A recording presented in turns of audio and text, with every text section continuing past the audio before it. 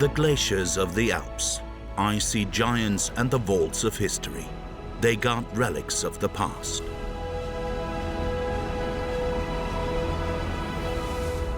But as a result of climate change, the eternal ice is steadily melting and exposing objects that are simply unique.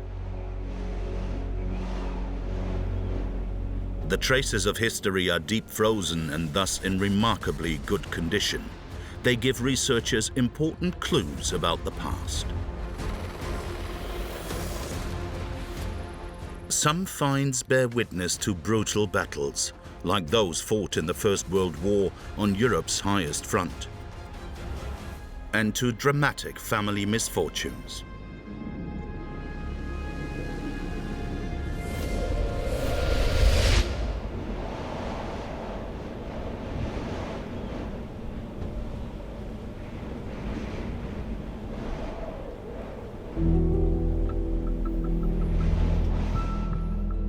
You never know from one minute to the next whether a shell is going to tear you apart. If that's God's will, it will happen. I hope and pray to the Lord that I will make it back to my loved ones safe and sound. Words written in his diary on July the 4th, 1915 by soldier Karl Außerhofer in his mountain dugout. A century later, his great-granddaughter, Sigrid Vistala, is searching for traces that will tell her about her grandfather and everyday life at the front. Even though I never knew him personally, I sometimes found it difficult to work through the experiences he described, because they were so horrific.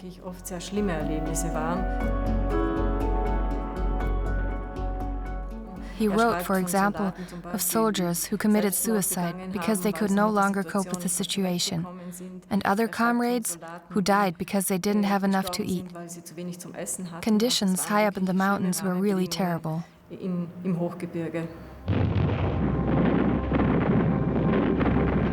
1914, the German Reich plunged the world into one of the bloodiest conflicts of modern times. The First World War was a static war. In the west, the Germans faced the British and French, while the foe to the east was Tsarist Russia. In 1915, Italy declared war on Austria-Hungary, which was allied with Germany. The front ran right through the Alps. Elite troops fought at an altitude of up to 4,000 meters. It was the first war in military history to take place in the mountains. A war of extremes, a bloody war of attrition. The strategy was that whoever controlled the heights also controlled the valleys. Around 180,000 soldiers died on this icy front. From 1915 to 1918, Karl Außerhofer fought for Austria-Hungary in the mountains. What is interesting about this diary is that my great-grandfather was right at the bottom of the chain of command. He was just an ordinary soldier, so we get an insight into how an ordinary soldier experienced the war. He wrote every day about how he was feeling, first and foremost about his grievances. He says almost on a daily basis that very little worked the way it should have done. The journal is a very special document. Basically, it was only officers who kept a diary. Sigrid Vistala's great-grandfather vividly portrayed the strains and stresses of everyday life at the front. Many quarters were built where there was no access to water, so it all had to be carried up on mules. And as a rule, after making coffee or soup, there was no water left for personal hygiene. Apart from something to drink, he once wrote, you don't get any extra water. If it gets warmer, I'll wash myself with snow. Otherwise, I'll leave it for a week. Karl Außerhofer was stationed in the Dolomites in various positions around a mountain called the Sechstner Rotwand.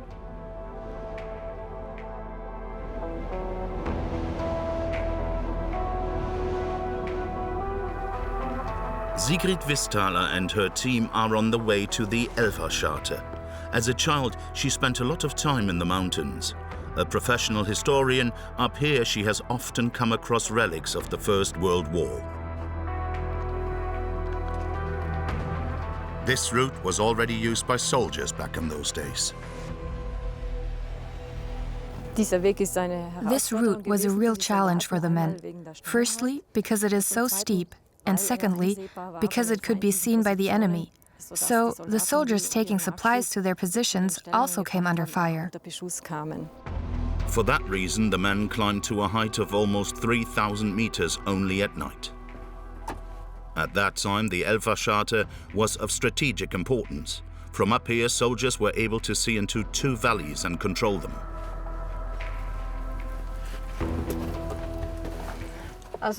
This is evidence that there was once a ladder here. It provided access to an observation post for monitoring the Italian positions on the Große Elferscharte.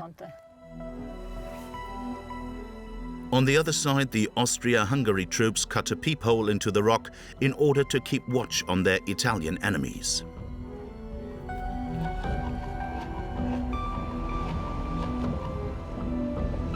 "12 men were on duty in this small cave for 3 weeks at a time.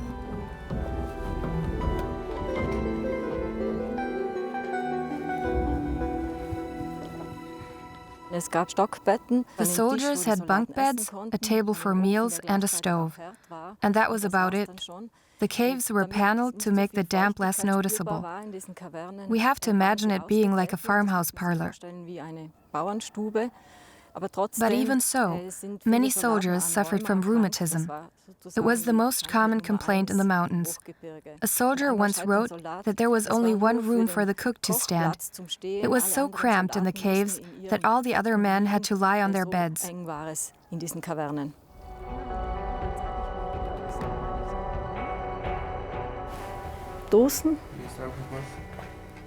A tin can from Norway, the main supplier to the Austro-Hungarian forces.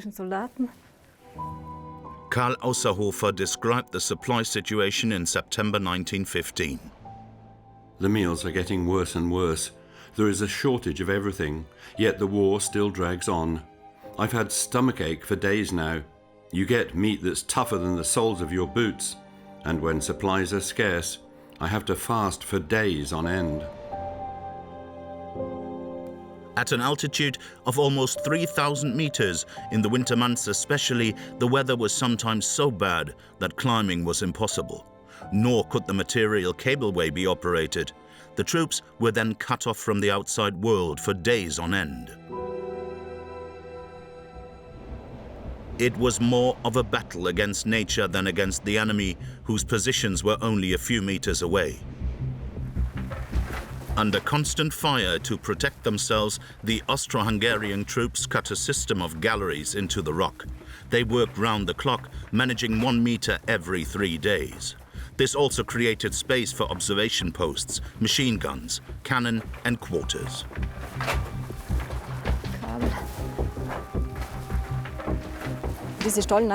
This complex can be regarded as a technical masterpiece. Building a system of galleries at such an altitude was extremely difficult, especially in winter. Everything, every nail and every hammer had to be carried up. To make swift progress, the men worked round the clock. It's so exciting here, because even after 100 years, you can still come across interesting small finds.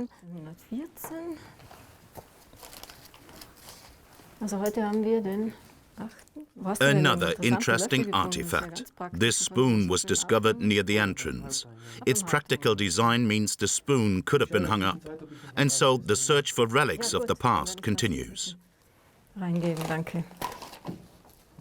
Personal effects, parts of a soldier's gear, ammunition. The team are looking for any traces in the gallery, which is a good 300 meters long. They have been given special permission for their search, but hikers have to hand in any relics of the past they come across.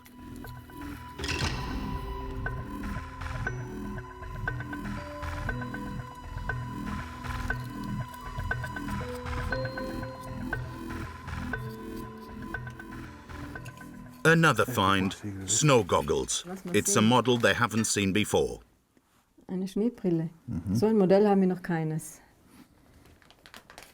The design is really interesting, very basic. I can imagine that the goggles were intended for a sentry who didn't have to move. After all, you can't see much through these slits. The wearer's vision was very limited. The war in the mountains was a battle against the enemy and nature, but there was also conflict within the ranks, because the ordinary soldiers often suffered from the despotic behavior of their privileged officers. In September 1915, Ausserhofer wrote, "Last night, one member of our machine gun crew shot himself. It seems he couldn't stand the way he was being treated. He was a nice lad, a German, 20 years old at the most. He was buried this afternoon." Karl Ausserhofer survived the war. He passed away in 1965. In October 1917, Austro-Hungarian forces advanced towards the Adriatic. The mountain war in the Dolomites was over. But in the west, fighting on an icy front over 600 kilometers long continued for one more year. On the Königsspitze, for example, 3,851 meters above sea level, this was the second highest position in the First World War. A century later, a team of archaeologists and mountain rescuers are on their way to the summit. The problem is that since there are no level areas up here, the helicopter can't land, so we have to jump out while it is hovering. This, of course, is only possible when the weather is good and there is little wind. It's a situation that really does call for experts.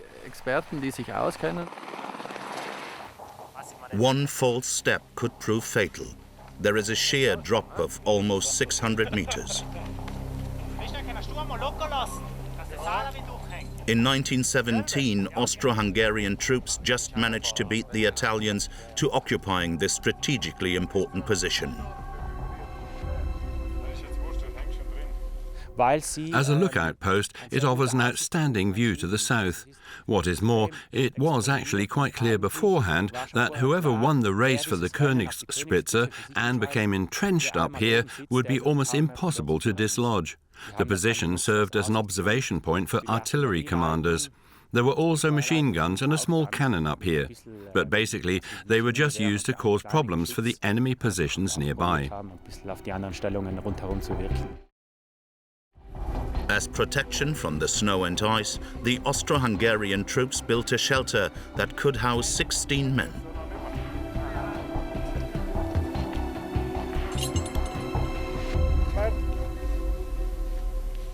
The situation with regard to this hut is truly unique. You won't find anything like it along the entire front. It's midday, and with the sun shining in, this stove is now fully exposed. We need to remove it as quickly as possible. You can see that the shingles are all loose, and the roofing paper behind them is also in a bad state. Down there on the corner below us, it's sticking right out. In the First World War, the men up here had to hold out for 3 weeks. Only then were they relieved. And if the weather was bad, they had to stay for even longer. The team headed by archaeologist Rupert Gietel has discovered some old helmets. Located a short distance away is what used to be the toilet. There are still lots of newspapers and letters lying around. Sadly, the researchers cannot get into the hut itself. This is solid ice. You can easily see all the horizontal layers. In the first few years, the roof wasn't yet leak-proof, and the water slowly seeped in, forming a small layer of ice every year. On the floor, you can make out furniture, stools and chairs. The ice is really clear, but still, you can only see about 20 centimeters into it. A huge block of ice inside the hut, a time capsule. Using different methods, the researchers are trying to get into the hut. But there is a great risk of relics being damaged. The most promising method is a hot air blower, but it will take days for it to thaw everything.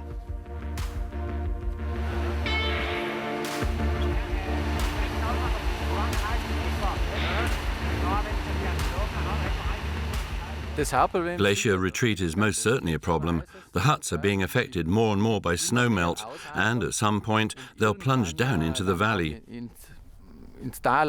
So we are also under a bit of time pressure to get things done in the near future.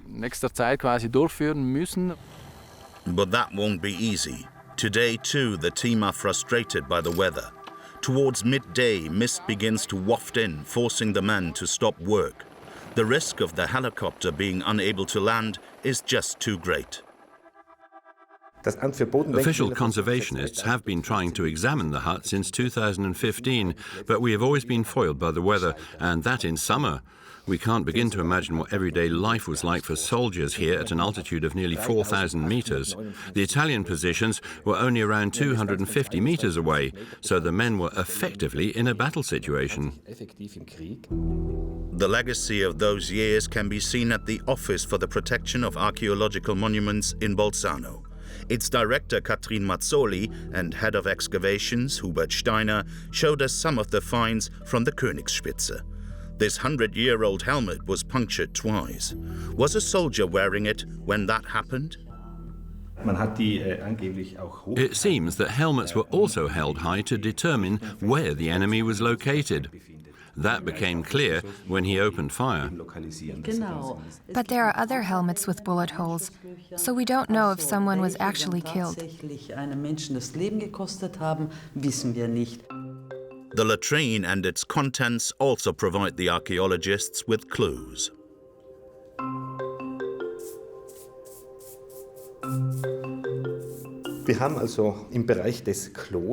In the area around the toilet, we found some toilet paper.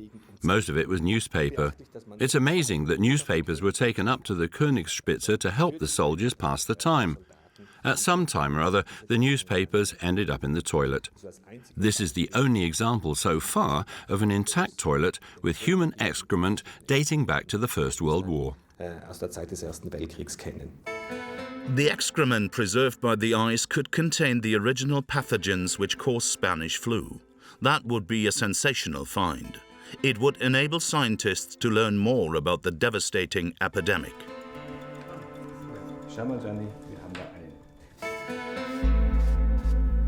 But the director of excavations hopes the deep-frozen interior of the hut will yield the most information. The end of the First World War actually came as a surprise to the Austro-Hungarian troops. They withdrew from one day to the next. Basically, it was the officers who took to their heels first so as not to be taken prisoner. The men made off with nothing more than the clothes they were wearing. Since these positions were abandoned helter-skelter, it's possible that all the equipment inside is still intact, and the hut can be regarded as a kind of time capsule. In the years ahead, the archaeologists hope to unearth more finds on the Königsspitze.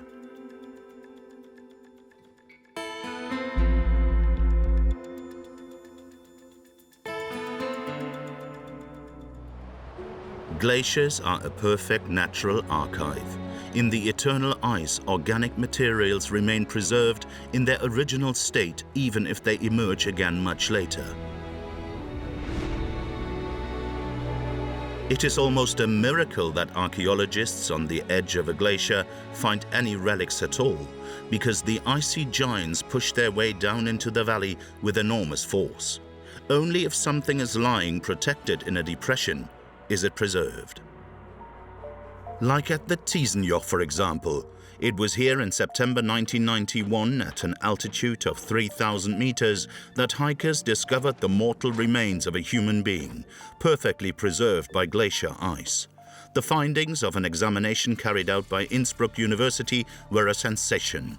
Scientists calculated that the iceman, now known as Ötzi, lived and died 5,300 years ago.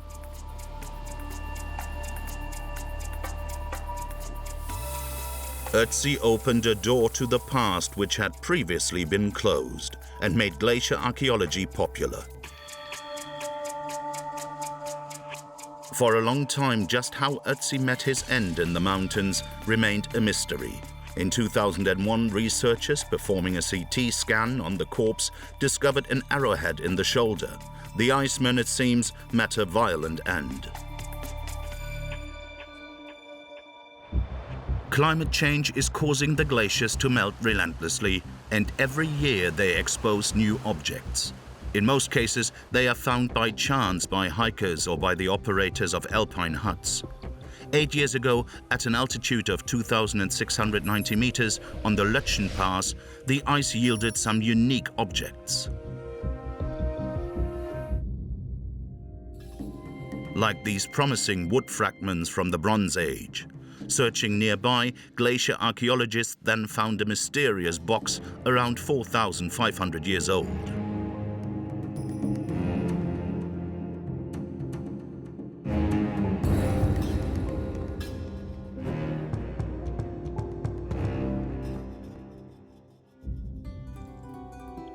Since then, archaeologist Regula Gubler has been searching the pass every summer.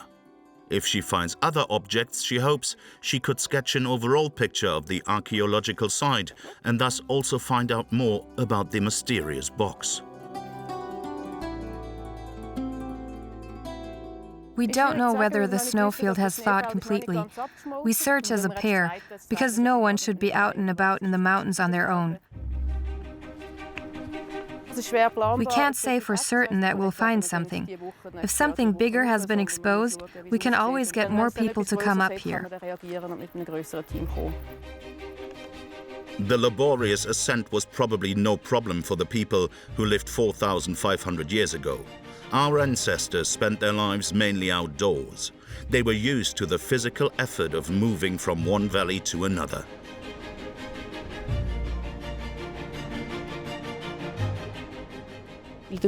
Things which have been found prove quite clearly that in the early Bronze Age there was contact between the Valais, the Bernese Oberland and Lakeland, and the Swiss Midlands. These glacier finds indicate certain routes. People used the Grimsel, Lötsche and Saanich passes and the Schniedejoch. The glacier archaeologists are inspecting a snowfield where they discovered Bronze Age finds 7 years ago.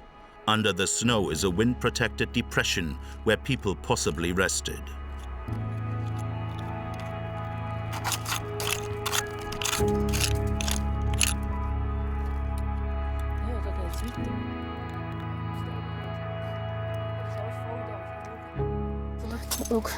The team are excited by what they have found. Wunderbar. Damit abgeschnitten. Gut abgeschnitten. Beidseitig. Beidseitig, hä? Schönes Stück. At this altitude, 500 meters above the tree line, every piece of wood is interesting, because at some time it was brought up here by human hand. It is only thanks to the special conditions in the ice that the organic material was able to survive at all for thousands of years. The finds could only survive so well for thousands of years because of the ice. Since there's no oxygen in ice, the material cannot decompose and actually looks as good as new. But if it lies on the surface for 2 or 3 years, it is ruined. So we have no time to lose. That is why every year valuable artifacts are lost forever.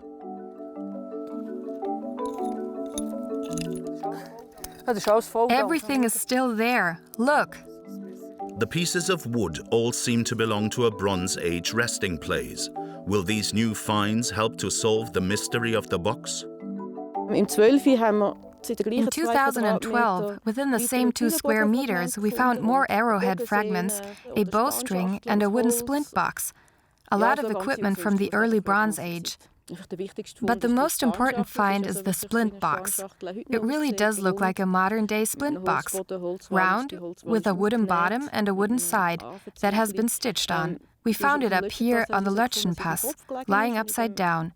With the remains of its contents, it was one black lump. Since the contents of the box were mixed with earth, the scientists quickly dug up the whole block.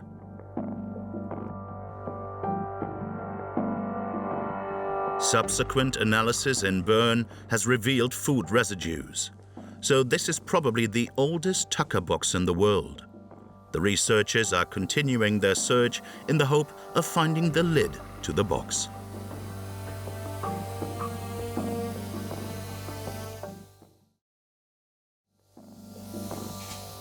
If we knew what the lid looked like, we'd have the first Bronze Age wooden box.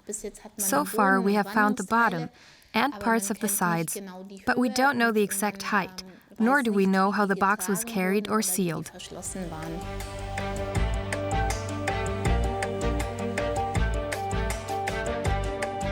Six years after the box was found, restorer Johanna Klügel is carefully removing small stones and soil residues.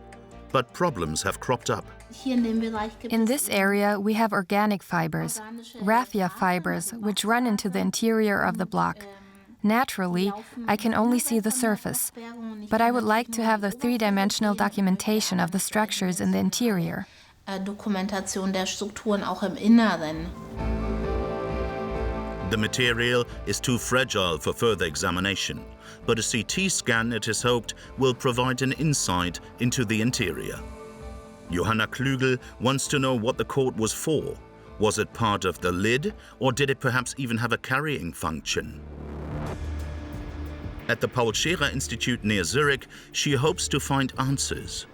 The prehistoric lump of earth is examined with a huge X-ray and neutron scanner.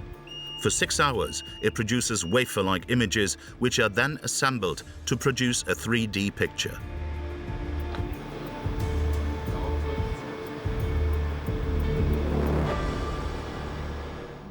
The high-tech analysis is supplemented by another, totally different research method of experimental archaeology.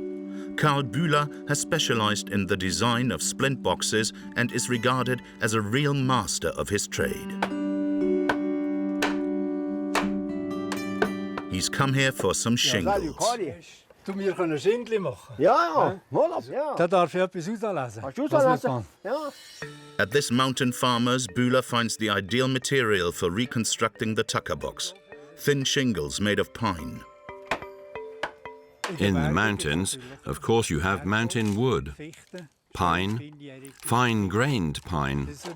It has to be linear, easy to bend, so it's not good if the wood is knotty or wavy. To give the solid wood the required shape, Bühler works it until it is wafer thin.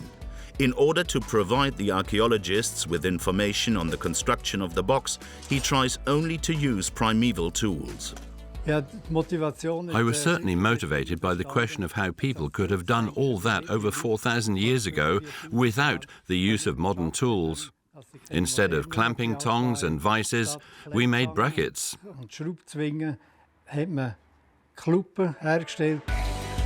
Making a copy is harder than expected. Bühler needs hot steam from a water boiler to bend the wood. He can't explain how people in the Bronze Age did it. He then gives the shingles the right shape with a leather strap.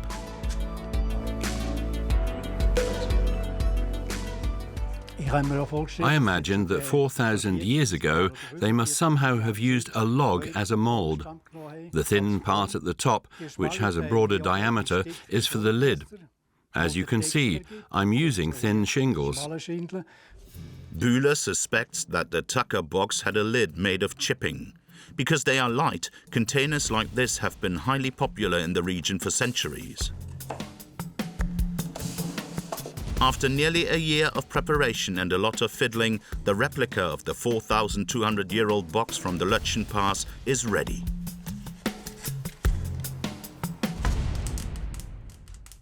I'm amazed. Craftsmanship in those days was superb. They could create beautiful vessels from solid wood. Fantastic.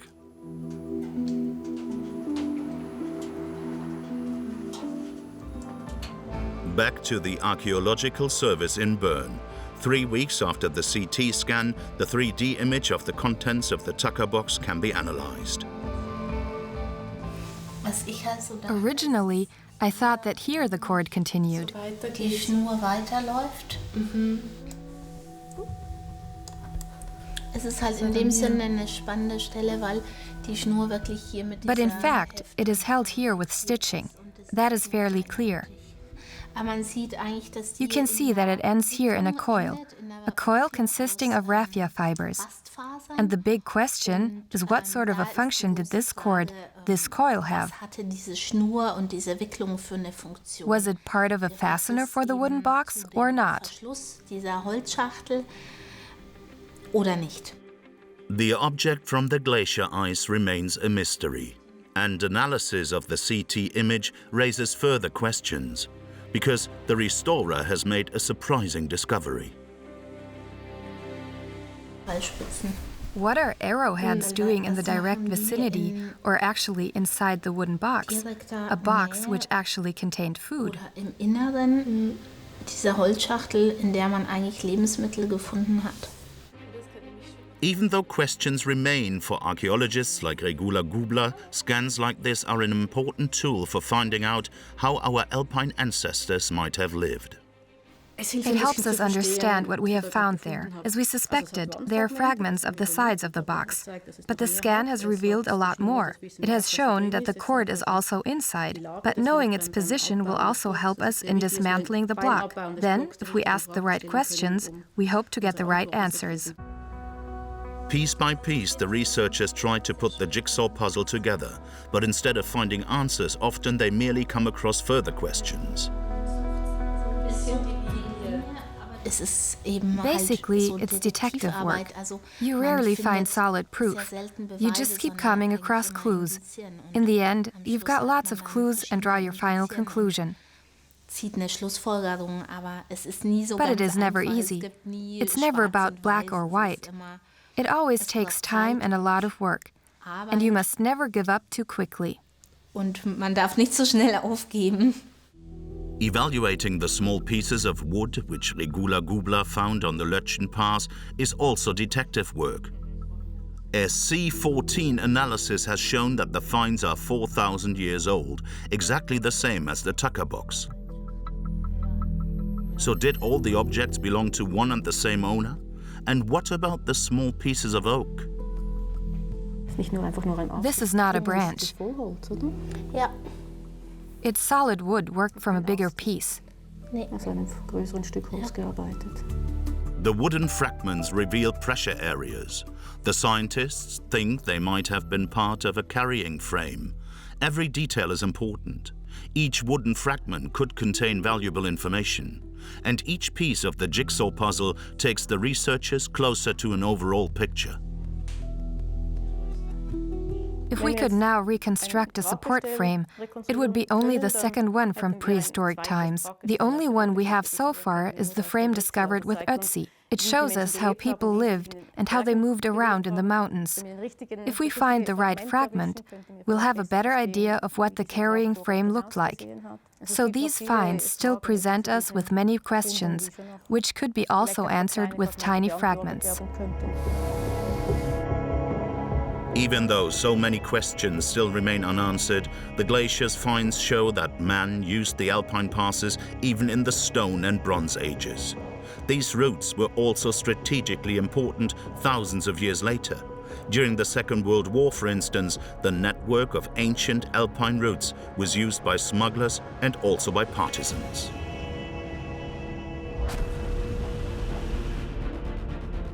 To avoid the static entrenchment of the First World War, the Germans engaged in mobile warfare. It was only towards the end of the Second World War that the Alps played a role, when Allied bomber formations had to fly over them. Researchers have found traces of this page of history on the Umbalkes Glacier in the eastern Tyrol.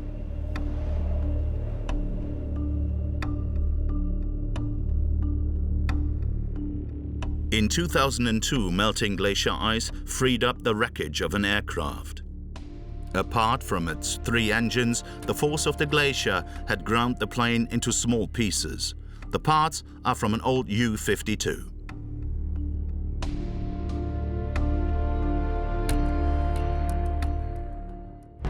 For many years, the 3-engined Junkers was one of the world's most popular commercial aircraft. In the Second World War, it was used for transporting troops, casualties and bombs. It was given the trivializing nickname of Aunt U. When France capitulated in 1940, the Nazis had occupied half of Europe.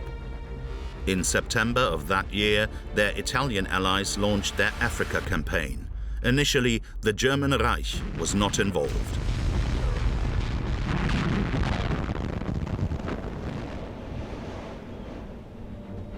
Let's go.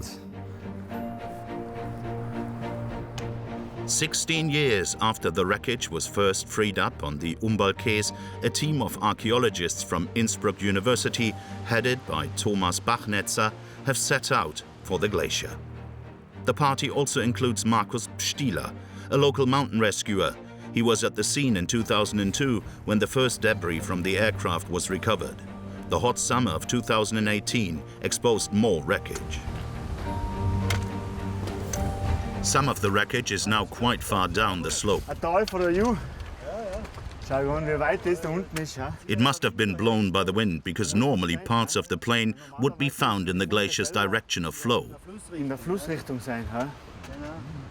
It seems that the lighter pieces of wreckage were picked up and spread by the wind.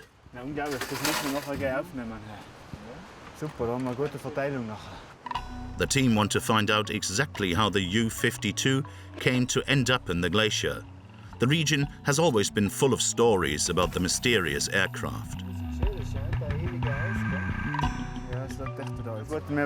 The team probably won't be able to secure everything, so the spot has been marked with GPS. But since they can't be up here all the time, some other parts that are bound to be lying around will inevitably be lost.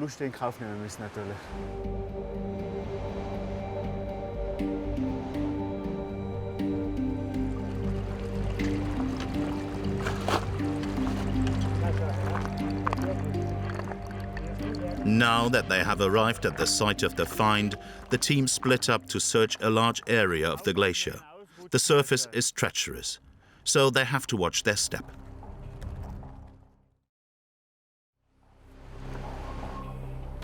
Success! The team has discovered parts of the plane's fairing, along with cloth remnants, and dangerous finds which indicate what happened to the crew. We found lots of casings from machine gun bullets. The percussion marks show that the bullets were fired. No doubt, the firing was done to attract the attention of anyone nearby. Someone who could then fetch help. But no one, it seems, heard the noise. So the crew set off down into the valley on foot. It is known that the aircraft was not shot down, but made an emergency landing. The radio operator was seriously injured. That is why 2 other men on board attempted the dangerous descent. To find out more about the aircraft and its crew, Thomas Bachnetzer is looking for personal effects. They all had their personal effects with them. We have found the plane itself, at least parts of it. But who flew it? And what was on board when the crew made the emergency landing? We hope to uncover some great stories. But what mission was the plane on when it made an emergency landing in 1941? For a long time, that remained a mystery. The whole area was immediately sealed off. Because of the emergency landing, none of the local inhabitants were allowed up the mountain. Troops then climbed to the site and, it seems, took everything of importance out of the aircraft. So what was so special about the plane? These metal parts could be the reason for all the secrecy. Was the aircraft carrying a mysterious freight that was too heavy to remove?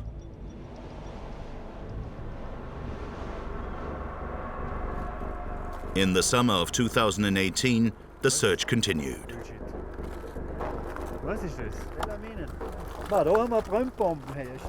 The team have found incendiaries scattered all around. That means they'll have to call in military specialists. Ja, na unglaublich. Da müssen wir mit Minungsdienst rufen, oder was? If the munitions are left here, they could well be covered over the next time snow falls. Also mit die sind ja. The incendiaries are filled with phosphorus, and if the detonators are still intact, the bombs could explode on contact. So they constitute a threat and need to be deactivated. It's also mysterious.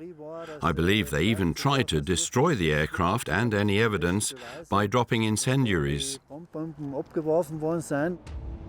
That's one theory why the aircraft was bombed after its emergency landing. But the fact is that it was totally overloaded.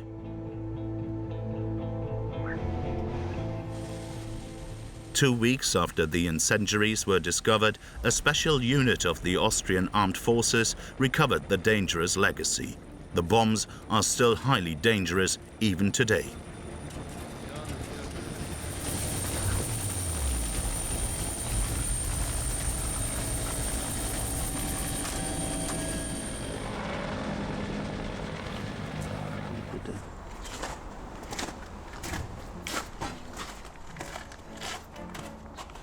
The parts from the old Junkers were taken to aircraft expert Wolfgang Falch. He and his team have spent 8 years trying to solve the mystery. They have discovered that the aircraft was transporting a radar installation which was vital to the war effort, hence all the secrecy. The aircraft was part of Special Duty Bomber Wing 9 and was involved in preparations for the Africa campaign. At the time, January 1941, that was all top secret. The plane was on its way to Sicily to set up a Freya station. Freya was a ground-based early warning radar system. The reason why our Junkers 52 from the Umbalcase was so overloaded was because it was carrying not only the equipment but also the staff needed at the location. And that's why so many radio operators and technicians were on board. Taken in 1941, this photo shows some of the crew on the glacier. On February 11, 1941, German troops landed in Africa. The Nazis needed the radar installation for monitoring Allied shipping off the coast, so the plane was on a top-secret mission. But what about the incendiaries? The wreckage of the plane was clearly visible from the air, so it was probably just a chance target for Allied bombers who then got rid of their load.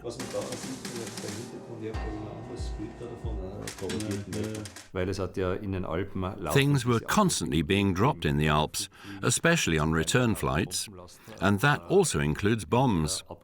If a plane had been hit and struggled to gain altitude, its bombs would be jettisoned to make the aircraft lighter. For whatever reason, some aircraft didn't drop their bombs on cities, so they released them in the Alps to avoid having to return with an aircraft that was fully loaded. Some 80 years after the Junkers emergency landing, researchers seem to have solved the mystery.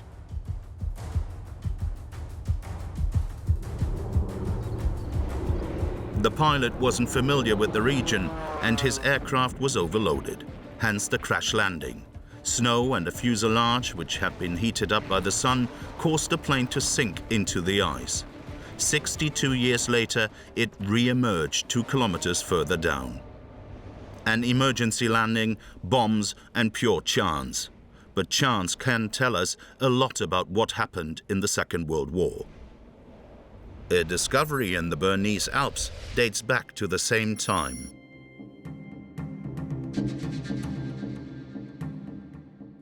Today, the Zandfleuren Glacier is part of the Glacier 3000 skiing resort near Gstaad. In summer 2017, glacial melt exposed the bodies of a man and a woman.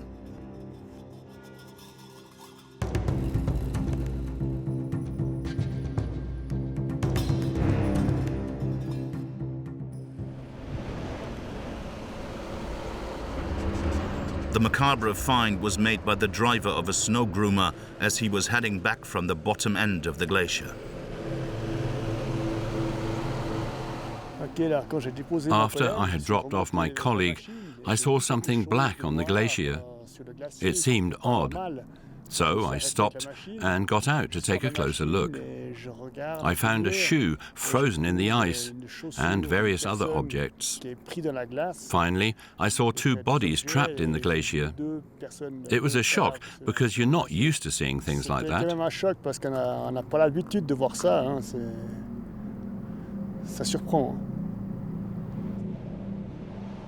Accompanied by his boss, Bernard Channen, a year later, Jan have revisited the site. C'est juste ici. Il reste encore des bouts de tissu là. Ah oui. They found the spot and also come across some cloth remnants. There is also something else sticking out. Ça reste comme ça encore. Ouais, pas mal de choses là. Ouais. Par contre, le trou là, c'est bien bouché. Hein. Oui. On voit plus rien. It turns out to be a wooden button. Là, il y a aussi quelque chose d'intéressant. Ça ressemble à un bouton. Un bouton, Ouais, un peut-être, bouton en hein. bois. Ouais. Once again, traces have been found. Human remains, clothing, and equipment. The men had a strong suspicion even when the initial find was made. The colleague who was with Jan remembered the story, which was quite well known, of a man who had been out on the glacier looking for his parents. And then the head of the ski patrol team told me straight away that the bodies had been dead for a long time. Could it have been the corpses of Francine and Marcelin Dumoulin? The couple were last seen on August the 15th, 1942. Only their two daughters are still alive. They have moved back to their home village of Savières in Valais. Tout le monde aimait mon papa. Everybody liked my father. He had a beautiful voice and loved to sing. He did everything. My mother was a teacher, and when she went to work, he used to look after us little ones. He was a cobbler and had a workshop. Francine had 7 children. On August the 15th, 1942, she and her husband wanted to attend the annual religious service on a mountain pasture in the next valley. The quickest way to get there was across the glacier. My father knew the mountains like his back pocket. It was the first time my mother had taken the route. Before then, she had always been pregnant. 1929, 1930, 31, 32, 34, 36, 38, and 1940. The couple set out around midday. The weather was fine, but suddenly, as often happens in the mountains, it changed.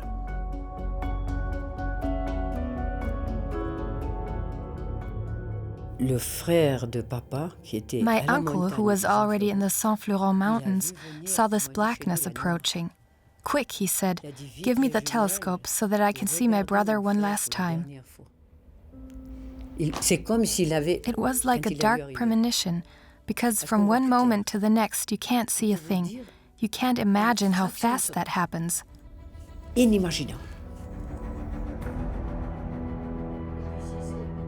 The children were put in the care of various relatives. Marceline Audry Dumoulin never gave up hope of finding her parents.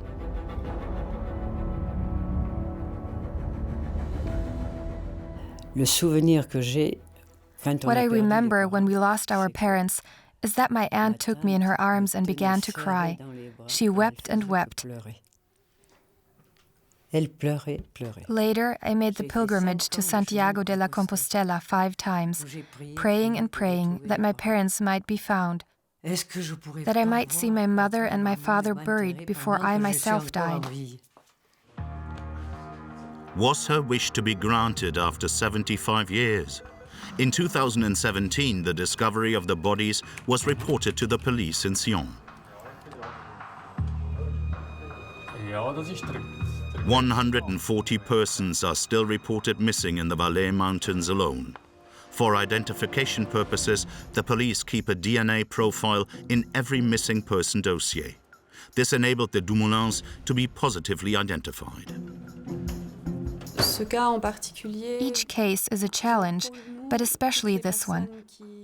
Every person whose body is found and can be identified is of major importance to us. That is because we can then give that person a name. It means families can then overcome their grief and lay their loved ones to rest.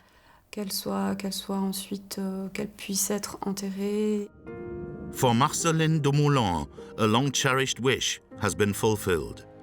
The day of the funeral was not a sad day for her.